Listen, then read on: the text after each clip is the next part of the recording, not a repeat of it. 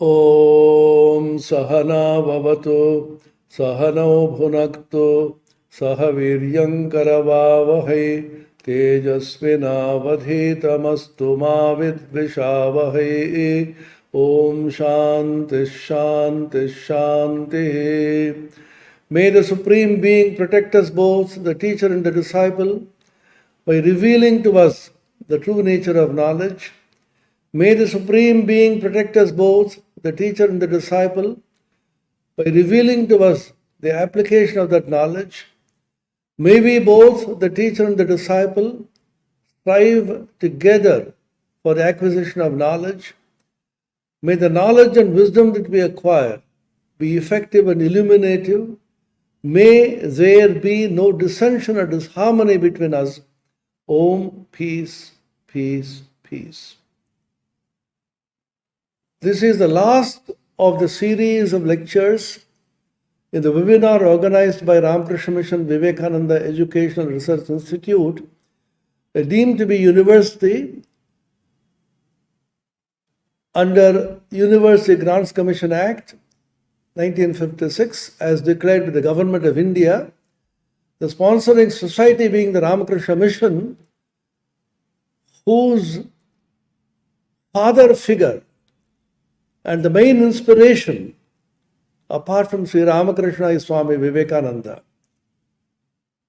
And this entire webinar series is devoted to a discussion on the four yogas of Swami Vivekananda, the Jnana Yoga, Bhakti Yoga, Karma Yoga and Raja Yoga, which form the core of Swami Vivekananda's message, and the synthesis of the four yogas, which is his unique contribution to humanity in the modern age. So we are glad that this final talk today on the International Yoga Day, 21st of June 2022, is being delivered by Dr. Paromita Roy, who is the Abhedananda Chair holder in this university at the level of assistant professor in the School of Indian Heritage. She is a scholar in philosophy, both in the Eastern and the Western, and she has two scholars working for PhD under her, and the main focus of the research which she has initiated in this university is Swami Vivekananda's four yogas. These four yogas have been thoroughly taught, discussed, deliberated upon for 6 months, and at our request, she has agreed to speak on an overview of the four yogas, the Raja Yoga, particularly focusing upon the modern trends, the Sankhya and the Tantra aspects of Raja Yoga, the Bhakti Yoga in relation to the various theories of Bhakti and the Narada Bhakti Sutras, the Karma Yoga with special reference to the Western thought, and the Jnana Yoga with reference to some of the Western thoughts. These have already been discussed by the scholars. So today will be the overview of these four yogas in a very short time, and ending with a synthesis or a harmony of these four yogas as taught by Swami Vivekananda, and Sri Ramakrishna's personality, as Vivekananda said, being a unique synthesis of the four yogas. He was the embodiment in the modern times of the synthesis of Jnana, Bhakti, Karma and Raja Yogas. Romerola says about Swami Vivekananda in his famous book, Life of Vivekananda and the Universal Gospel, in the two words equilibrium and synthesis, the whole of Vivekananda's constructive genius may be summed up. He was the personification of the harmony of all human energy. She will also discuss Romerola Swami Vivekananda's thoughts on Sri Ramakrishna in this famous lecture on My Master, ending with a description of Swami Vivekananda's design of the emblem of the Ramakrishna Math and Ramakrishna Mission, which is an extraordinary picture which arose in this modern Rishi's mind in the mood of spiritual and artistic genius, in which he represents the harmony of the four yogas artistically and pictorially. And this is Swami Vivekananda's message for the entire world. Meditating in this picture and the meaning of this picture, all human beings, may they be elevated by combining in their individual lives the four yogas, which translates, according to Swami Vivekananda, into harmony of religions in the collective life. The ideas are extraordinary and deep.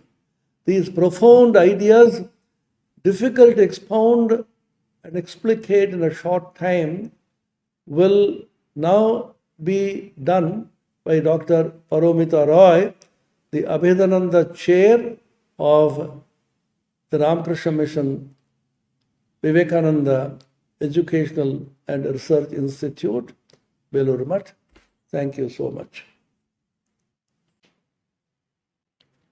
Namah Shri Yatirajaya Vivekananda Suray Satchit Sukha Swarupaya Swami Netapaharine. The paper today is on Swami Vivekananda's four yogas, an overview and their synthesis, a unique contribution of Swami Vivekananda for the modern age.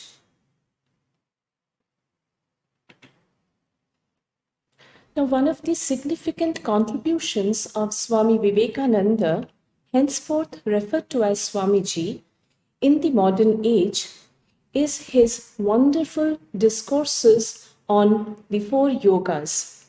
Swamiji says there are various ways to the realization of the supreme reality, and they have a generic name of yoga. Now, although these yogas are divided into various groups, they have been principally classified into four, each according to the various temperaments of men, leading to the realization of the Absolute. The principally classified four yogas are Karma, Bhakti, Raja, and Jnana Yoga. There is a very significant statement made by Swamiji in his lecture on the goal and methods of realization. He says, both the goal and the methods employed for reaching it are called yoga, a word derived from the Sanskrit root as the English yoke, meaning to join us to our reality, God. As regard the aim of Karma Yoga, Swamiji says, it is aimed at purifying the mind by means of karma, that is work or action. Swamiji reminds us that karma belongs to the body or mind, but never to the self or Atman. Karma casts a veil before the Atman. Swamiji explains that the veil that is cast by bad karma is ignorance, but by the power of good karma, the moral powers are strengthened, which helps to remove the bad karmas, and it helps to develop non-attachment, thereby purifying the mind. He emphasizes that karma without desire of any return helps to destroy selfishness, which is the root cause of all bondage. Thus, the watchword for Karma Yoga, according to Swamiji, is not I but thou, and no amount of sacrifice is too much for him. As regards Bhakti Yoga, Swamiji says in his lecture, we get the four parts of yoga: Bhakti or worship, or love in some form or the other is the easiest, pleasantest, and the most natural way of man. According to Swamiji, the lower forms of worship cannot be called love, as the idea of God in these lower forms is as a judge or punisher or someone to be obeyed out of fear. Now, these lower forms of worship gradually expand to the higher forms, and Swamiji asserts that the highest love is when there is unity only of the spirit, or union only of the spirit. He says this, we get it in his lecture on the religion of love. As regarding Raja Yoga, Swamiji comments, as science has its particular method in investigation, so is this Raja Yoga, the method of religion. This science is variously applied according to various constitutions. The importance of Raja Yoga is that it is, being the science of religion, it is suited to even those without any belief. In the words of Swamiji, this yoga fits in with every one of the yogas. It fits inquirers of all classes with or without any belief, and it is the real instrument of religious inquiry. He further asserts on the supremacy of what he calls the Mahayoga. He says, yoga is divided into two parts. One is Abhava and other Mahayoga, where oneself is meditated upon as zero and bereft of quality, that is called Abhava, that in which one sees the self as full of bliss and bereft of all impurities, and one with God, is called Mahayoga. The yogi, by each one, realizes his self.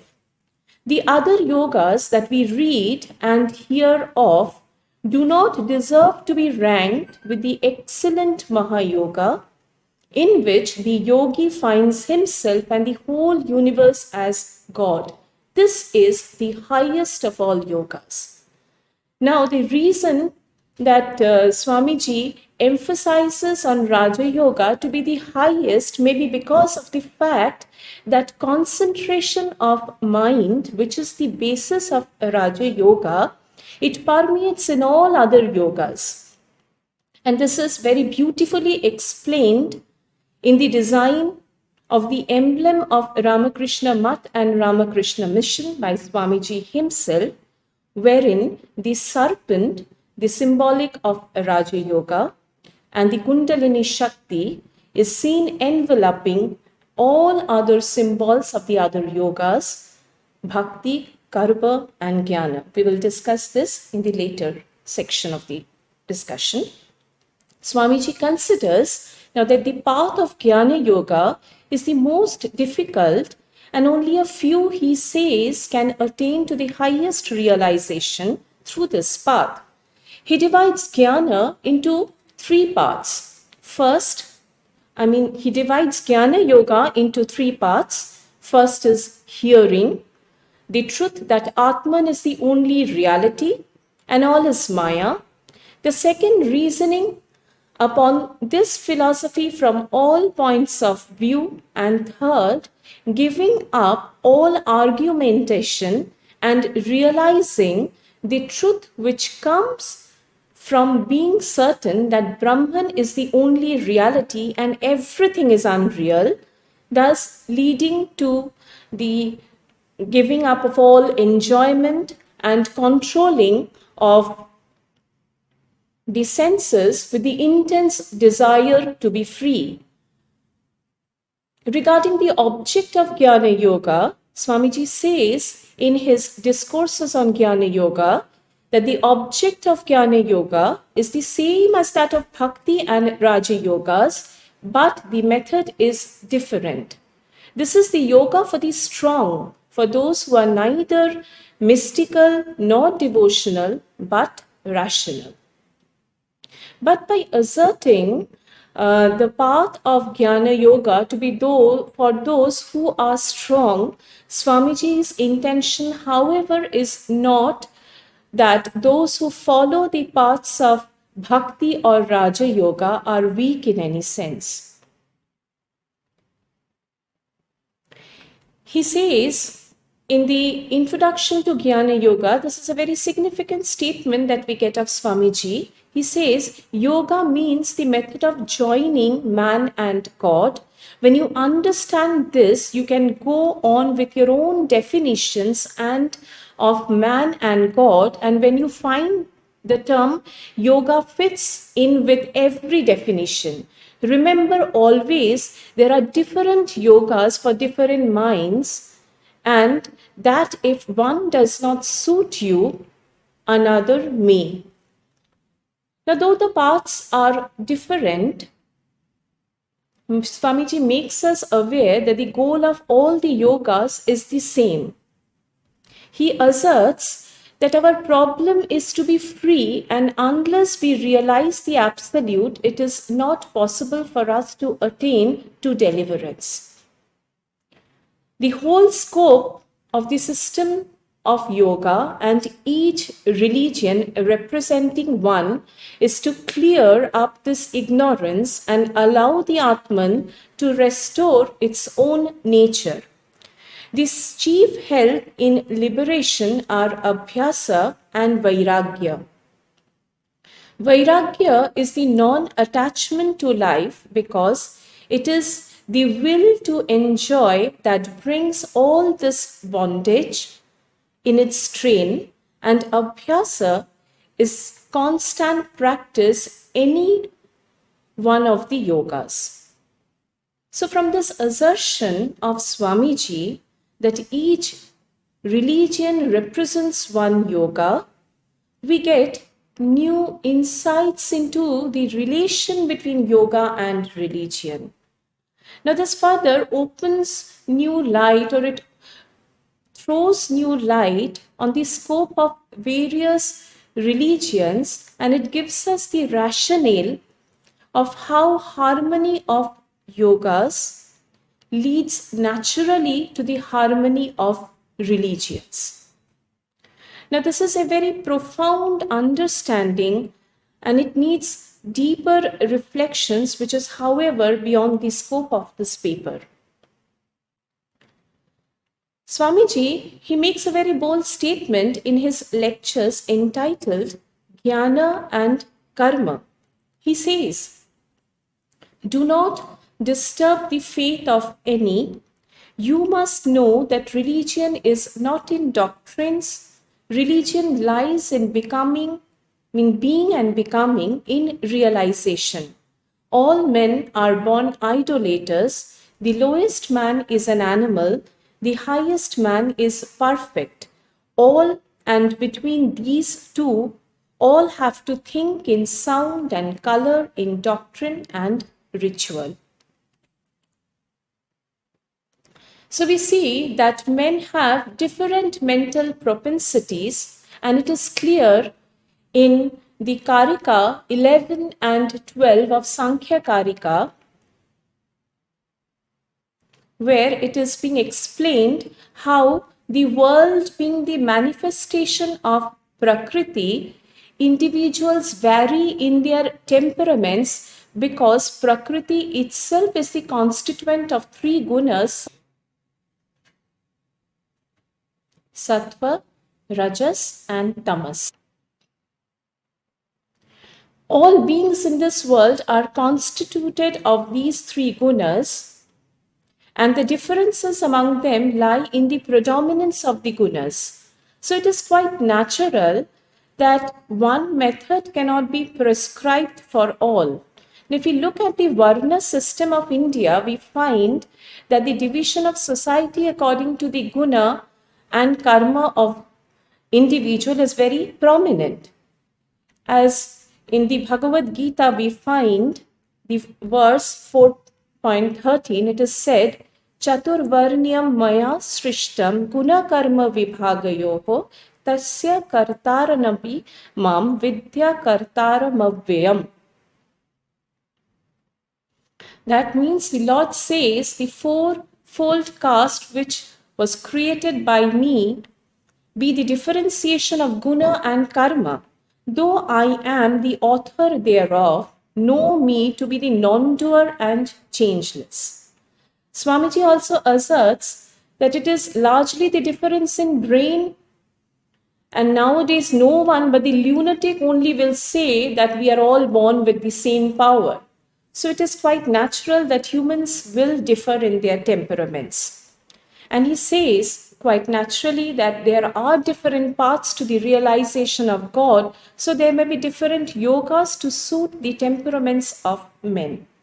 And therefore, he makes a very significant statement in his lecture on religion and science that no one form of religion will do for all. Now, in the modern world, we find, particularly in the Western world, in the present times, we find there is a tendency to focus on Hatha Yoga, which is based on asanas, postures, and breath control, pranayama, for the most part. Being fully bodily centric or body centric, it is mostly aimed at stress relief, relaxation, and health. But the traditional teachings of the yoga, as taught by the ancient yoga masters like Patanjali, is the attainment of kaivalya or aloneness, liberation of Purusha from the bondage of Prakriti, Purusha Prakriti Viveka. Regarding asana or posture, Swamiji says in the Raja Yoga, a series of exercises, physical and mental, is to be gone through every day until certain higher states are reached. He mentions that it is necessary to find posture in which one can remain for a long time. Patanjali calls asana as that in which one feels comfortable and continue in it for a long time, sthira sukha asanam.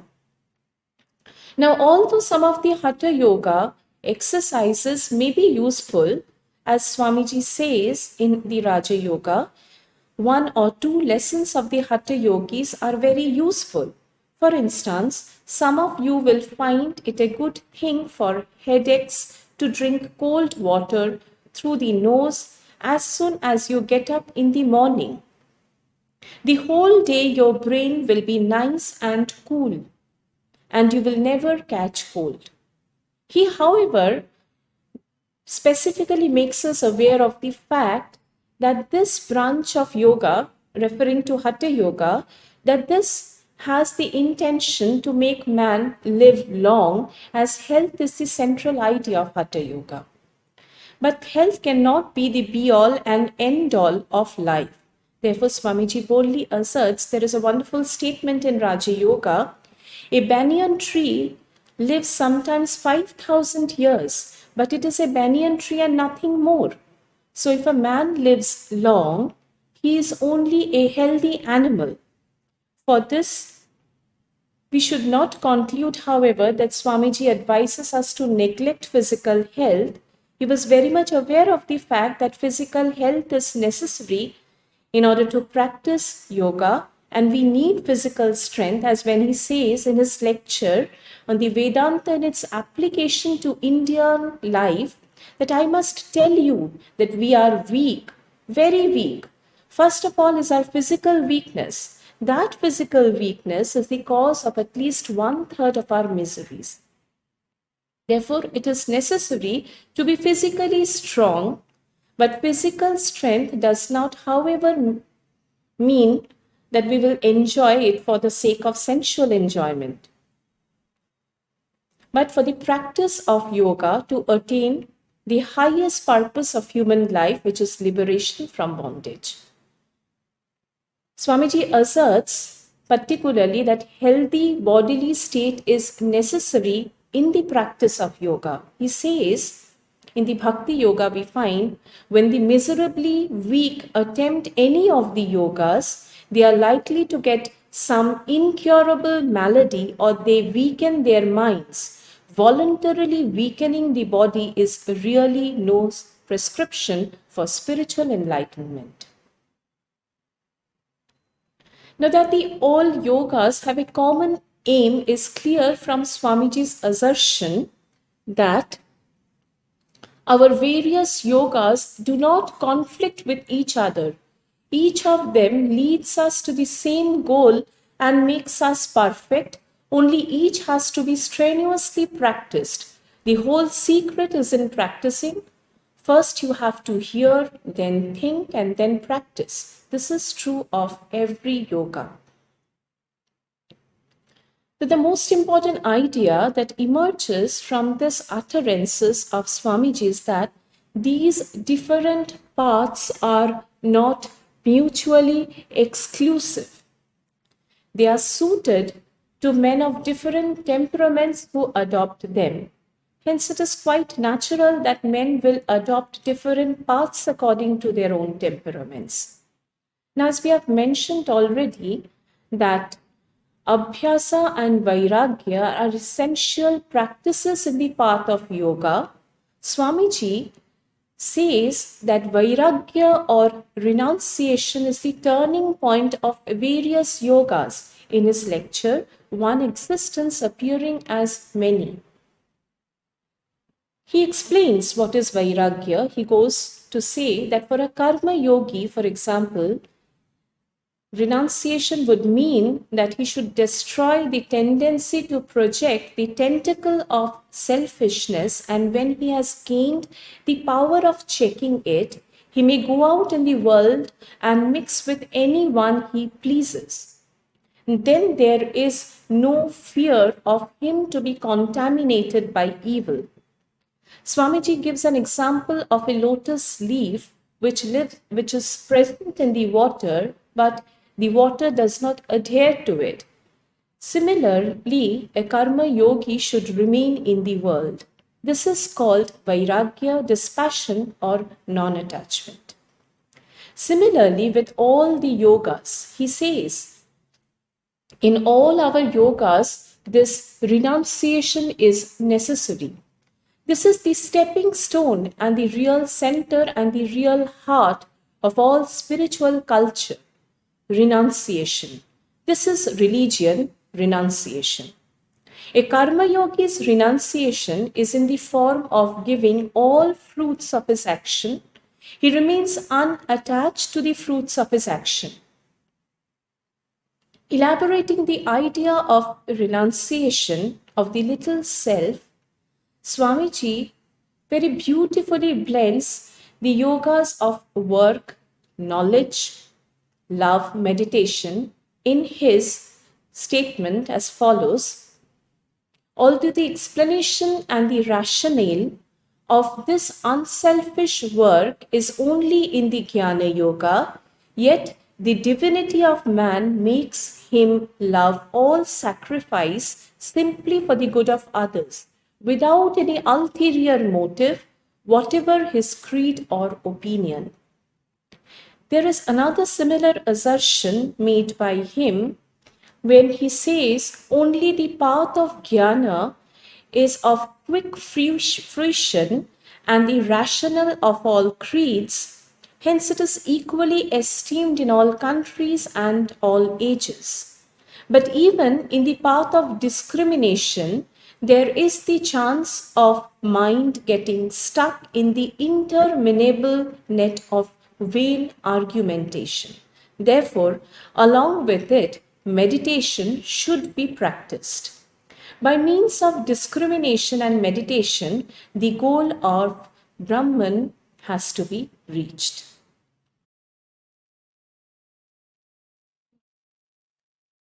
Thus, a karma yogi, Swamiji says, may not believe in God nor given to any metaphysical reasoning, but he has the one special aim of achieving utter selflessness, and that he has to work out himself. Every moment of his life should be realization, because he has to solve by mere work, without the aid of any doctrine or theory, the same problem to which the Jnani applies reason and inspiration, and a bhakta his love. So we see this emphasis of Swamiji is on extreme self-abnegation, which he considers the center of morality. By abnegation, Swamiji refers to the abnegation of all selfishness. Thus, when the karma yogi does good, Swamiji says he does good because it is good to be good.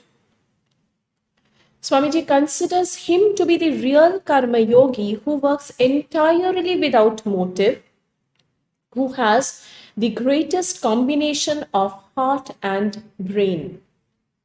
For the Raja Yogi, Swamiji says he learns renunciation through his experience of nature.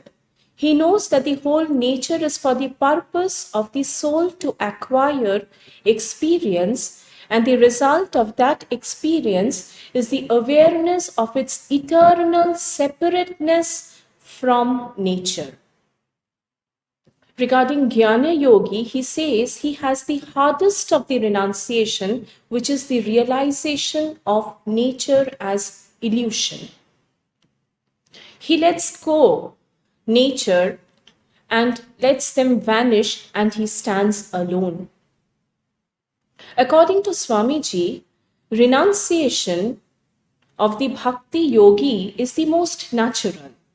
Such renunciation, he says, is not attained by killing anything, but it just comes naturally, much in the same way as increasingly stronger light makes the less ones dimmer and dimmer until they fade away absolutely. The love for pleasures of the senses and intellect is thus made dim in the same way, and they are thrown away and cast aside into shade by the love of God Himself. Thus, we see that self-abnegation is the meeting point of the yogas, karma, bhakti, and jnana. He further says that the basis of ethics is this renunciation of the little self. Renunciation is the very basis on which ethics stands. All codes of ethics are based upon renunciation, destruction, not construction of the individual on material plane. So man has to give up the plane of matter and rise to the spheres to seek a deeper expression of that infinite. In this way, various ethical laws are molded, but each have a central idea, that central idea which is eternal self-abnegation. So we thus realize that Swamiji's uniqueness in the teaching about yoga is his emphasis on extreme self-abnegation, which is the common fulcrum on which various yogas hinge.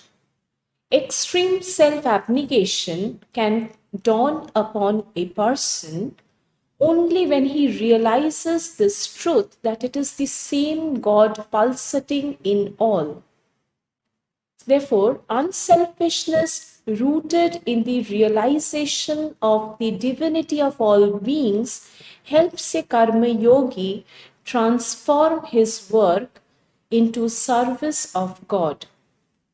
It is remarkable how Swamiji, in his letter to Swami Akhandananda, explains that service to the poor as the needy as God is the highest religion. He writes, "You have read Matri Devo Bhava, Pitri Devo Bhava. Look upon your mother as God, look upon your father as God. But I say, Daridra Devo Bhava, Murkha Devo Bhava. The poor, the illiterate, the ignorant, the afflicted, let these be your God. know that service to these alone is the highest religion. He asserts that to gain this infinite, universal individuality, this miserable little prison individuality must go, in his paper on Hinduism, adding that even if a very small fraction of mankind is able to set aside the ideal of selfishness, narrowness, and littleness, this earth will become a paradise tomorrow. Now, one can shake off self-centered approach towards life and world by the realization of truth as emphasized by Swamiji, which is, there may be 1,000 different radii, but they converge all to one center, and that is the realization of God, something behind this world of sense, this world of eternal eating and drinking and talking nonsense, this world of false shadows and selfishness. Hence, we see that the different paths of yoga lays emphasis on the idea of renunciation, and they all converge at one point, which is the realization of God. Swamiji emphasizes that the freedom of the soul is the goal of all the 4 yogas, and each one of the yogas equally leads to the same result. He reminds us of the famous Sankhya saying, or the great saying of the Sankhya, that the whole nature is for the soul, not the soul for the nature. So it is significant to state that according to Swamiji, liberation means total freedom, that is, freedom from the bondage of good and evil. Now, one may attain to this state by working incessantly, but not letting a ripple conquer the mind. Ripples cannot conquer the mind when one has attained to the state of self-abnegation or unselfishness, which Swamiji equates with God.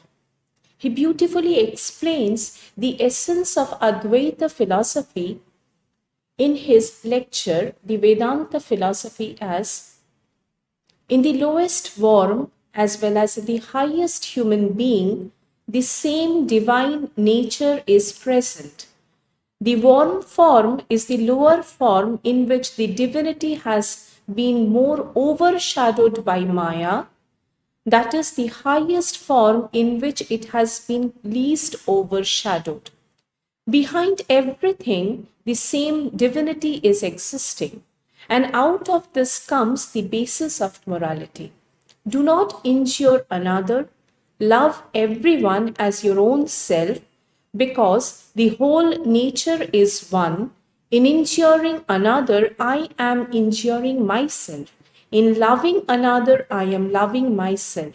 From this also springs that principle of Advaita morality, which has been summed up in one word, self-abnegation. As we see that the 4 paths of yoga proposed by Swamiji all aim at freedom of the soul, and they open the gateway to truth to people everywhere and at any time. Swamiji says that Vedanta also says that not only can this be realized in the depths of the forests or caves, but by men in all possible conditions of life. But he also makes us aware of the fact that truth does not pay homage to any society, ancient or modern. Society has to pay homage to truth or die. Societies should be molded upon truth, and truth has not to adjust itself to society. If such a noble truth as unselfishness cannot be practiced in society, it is better for man to give up society and go into the forest. So this is the courage that Swamiji wants to instill in common man, that by being rooted in the spirit of renunciation, each by choosing his own path without compromising the truth can reach the goal. Now, another uniqueness that we find in Swamiji's 4 yogas is that they are not at all dogmatic in their approach, but each one can stand the test of reason. Swamiji says, no one of these yogas gives up reason. No one of them asks you to be hoodwinked or to deliver your reason into the hands of priests of any type whatsoever. None of them asks you to give allegiance to any superhuman messenger. Each one of them tells you to cling to your reason, to hold fast to it. Another idea, that the very key idea that we get here is that Swamiji is talking about expansion of life. We know that he says expansion is life and contraction is death. One can easily understand that dogmatism does not favor expansion of heart. We are like the frog in the whale, thinking our method to be the only way to reach the absolute. Hence, Swamiji says, if I am God, then my soul is a temple of the highest, and my every motion should be worship, love for love's sake, duty for duty's sake, without hope of reward or fear of punishment. Thus, my religion means expansion, and expansion means realization and perception in the highest sense, no mumblings, words, or genuflections. This we get in his lecture on the soul, God, and religion. We notice liberality of approach in Swami Vivekananda's exposition of the 4 yogas. It is very significant to quote from the Jnana Yoga. We find saying that in the hotel where there are all sorts of food, everyone has a chance to get his appetite satisfied. So I want sects to multiply in every country, that more people have a chance to be spiritual. He says, do not think that people do not like religion. I do not believe that preachers cannot give them what they need. So it is very significant to note that Swamiji is not blaming ordinary men and women for their lack of interest in religion and higher goals of life. What he considers is the failure of the preachers for not able to provide what various temperaments of men require, because of which people largely fail to become spiritual. So what more can a liberal outlook mean than the outlook which is reflected in these ideas of Swami Vivekananda? Thus, the task of Swamiji that Swamiji assigns to the religions, as well as the independence that he grants to the seekers of faith, is that not only the food should be supplied, but it should be taken in your own particular way. Not only must you have the spiritual ideas, they must come to you according to your own method. Thus, every individual gets a chance to tread the path to truth. He says, each one of our yogas is fitted to make man perfect even without the help of the others, because they have the same goal in view. The yogas of work, of wisdom, and of devotion all are capable of serving as direct and independent means for the attainment of moksha. Fools alone say that work and philosophy are different, not the learned. The learned know that, though apparently different from each other, they at last lead to the same goal, which is human perfection. So, if each is the path leading to the same goal, then it is meaningful, as Swamiji says, that the different paths are not to be ridiculed, as each follower chooses according to his own temperament. There is another striking example of Swamiji's Liberality, which was published by the Detroit Free Press on 14th February 1894 on religious harmony, where he says, I make the distinction between religion and creed. Religion is the acceptance of all existing creed, seeing in them the same striving towards the same destination. Creed is something antagonistic and combative. There are different creeds because there are different people, and the creed is adapted to the commonwealth where it furnishes what people want. As the world is made of infinite variety of persons of different natures, intellectually, spiritually, and materially, so these people take to themselves that form of belief in the existence of a great and good moral law which is best fitted for them.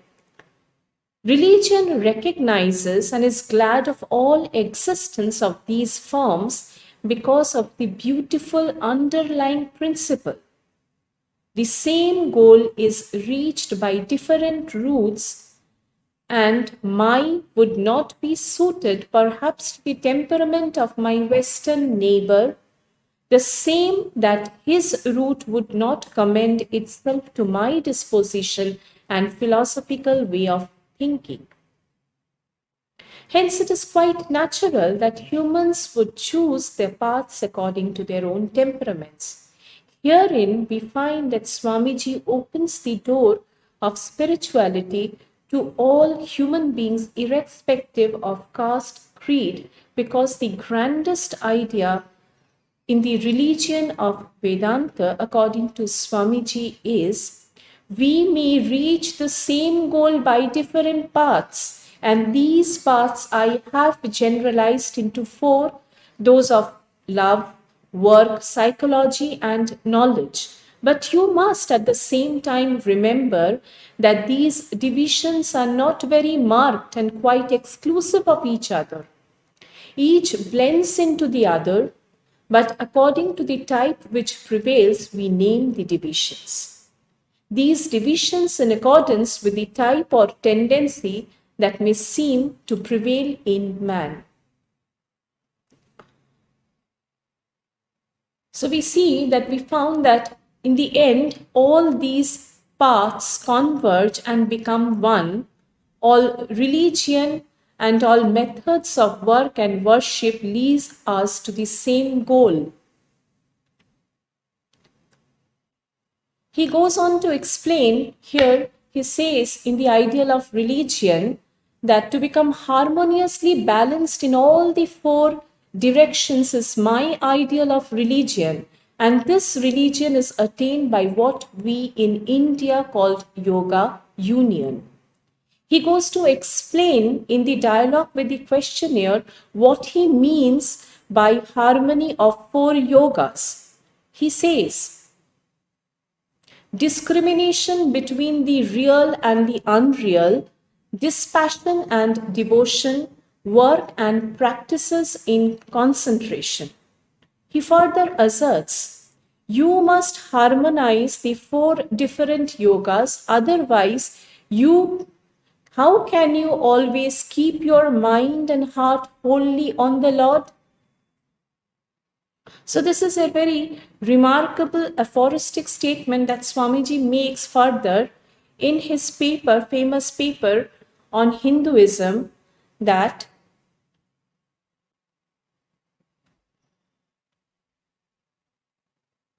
if philosophical monism is inevitable, spiritual monism is certainly logical and no less desirable than materialistic monism. The implications and the profundity of this statement is a matter of deeper research, which is again beyond the scope of this paper. He envisages what should be the universal religion. He says it must be one which will have no location in space or time, which will be infinite like the God it will preach, and whose sun will shine upon the followers of Krishna and of Christ, on saints and sinners alike, which will not be Brahmanic or Buddhistic, Christian or Mohammedan, but the sum total of all these, and still have infinite space for development, which in its Catholicity will embrace in its infinite arms and find a place for every human being, from the lowest groveling savage, not far removed from the brute, to the highest man towering by the virtues of his head and heart, almost above humanity, making society stand in awe of him and doubt his nature.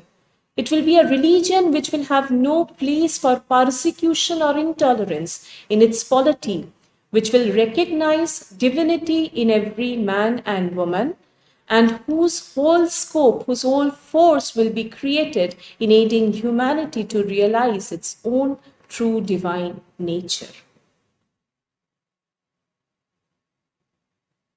Swamiji highlights that the different stages of growth are absolutely necessary for purity and perfection. He mentions that a man may be the greatest philosopher in the world, yet he may be a child in religion. When a man develops a very high state of spirituality, it is then that he realizes that the kingdom of heaven is in him. The apparent contradictions and perplexities in every religion, they mark the stages of growth. Hence, it is to blame no one for his religion, as these are all stages, different stages to growth in which forms and symbols become necessary. Now, though all religions are essentially same, yet we must have the varieties of form produced by dissimilar circumstances among different nations. We must each have our own individual religion, individual so far as the externals of it go. No master ever taught that external forms were necessary for salvation. The power of attaining is within ourselves. Therefore, Swamiji says, the end of all religion accordingly is the realization of God in the soul. Another idea that Swamiji emphasizes is that religion can satisfy two important principles of science.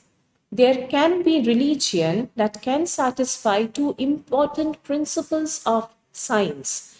That is, the principle of generalization and the principle of evolution. Principle Swamiji mentions that Brahman is the highest, the greatest generalization to which we can come, for Brahman is existence, knowledge, bliss, absolute, Satchidananda, the highest generalization that human mind can reach. Knowledge does not mean the knowledge that we have, but the essence of that, and what is expressing itself in the course of evolution in human beings or in other animals as knowledge.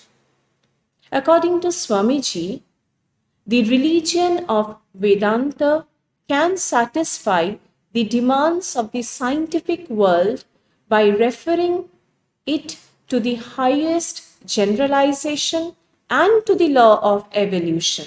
That explanation of a thing comes from within itself, more satisfied by Vedanta.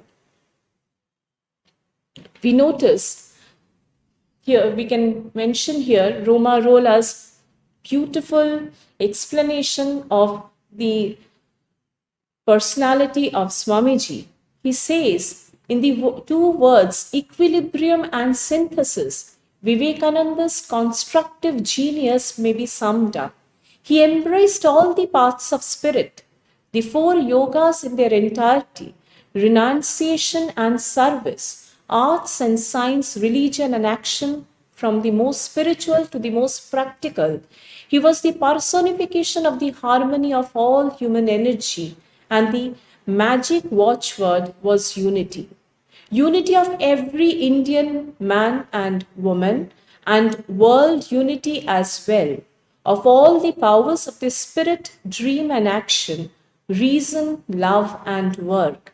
Unity of the 100 races of India with their 100 different tongues and 100,000 gods springing from the same religious center, the core of present and future reconstruction. Unity of the 1,000 sects of Hinduism, unity within the vast ocean of religious thought, and all rivers past and present, western and eastern. Beautifully explained by Roma Rolla. We find that the spirit of liberality in Swamiji was deeply instilled in him by his master, Sri Ramakrishna. We can here recall the famous lines, it's being translated from the book Jugonayog Vivekananda, where there is a conversation. Narendranath said, "It is my desire to remain completely immersed and absorbed like Shukadev, continuously in samadhi for days on end, coming down for a brief while for the protection of the body, and again getting absorbed in samadhi." Sri Ramakrishna then chided him in an excited voice, saying, "Fie upon you! You are such a huge receptacle, but you speak in this strain. I thought you will be like a huge banyan tree, under whose shade millions will take refuge, rather than becoming that you want your own liberation. This is a trifling thing, detestable. No, no, do not have such a small vision. I realize the supreme reality in samadhi as pure being devoid of qualities. And again I enjoy the same reality in various forms in their relationship in the relative world. I do not like to be one-sided or exclusive. You also be like that, both Jnani and Bhakta in one." We may conclude this paper by referring to the source of inspiration of Swamiji's liberal outlook and his genius of synthesis, which is Divine Master Sri Ramakrishna said. I quote a few lines from this Gospel of Sri Ramakrishna.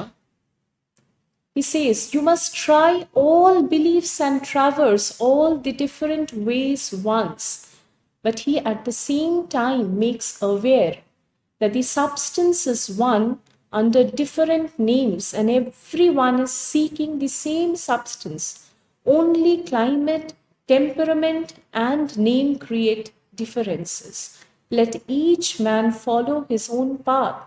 If he sincerely and ardently wishes to know God, peace be unto him, he will surely realize him. There is the famous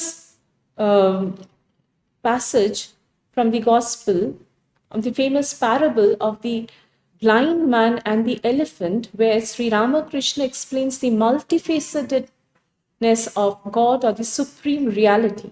He says, "Once some blind men chanced to come near an animal that someone told them was an elephant. They were asked what the elephant was like. The blind men began to feel its body. One of them said the elephant was like a pillar. He had touched only its leg. Another said it was like a winnowing fan. He had touched only its ear. In this way, the others, having touched its tail or belly, gave their different versions of the elephant. Just so, a man who has seen only one aspect of God limits God to that alone. It is his conviction that God cannot be anything else. Sri Ramakrishna thus emphasizes that different religions ultimately lead to the same goal. He says, each religion is only a path leading to God, as rivers come from different directions and ultimately become one in the one ocean. The truth established in the Vedas, the Puranas, and the Tantras is but one Satchidananda. In the Vedas, it is called Brahman. In the Puranas, it is called Krishna, Rama, and so on. And in the Tantras, it is called Shiva. The one Satchidananda is called Brahman, Krishna, and Shiva.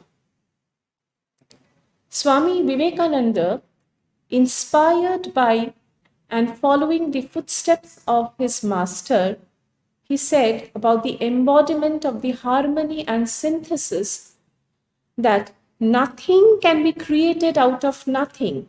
Everything exists through eternity and will exist through eternity.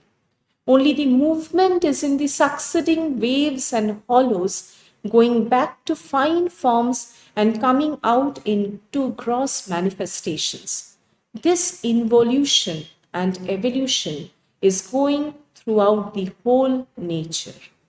The whole series of evolution, beginning with the lowest manifestation of life and reaching up to the highest and the most perfect man, must have been the involution of something else.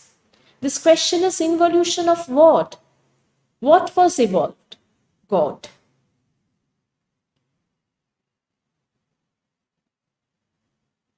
So, the fitting finale to this paper on Swami Vivekananda's unique contribution, the harmony of yogas, based on his observation and understanding of the life and teachings of Sri Ramakrishna, is the remarkable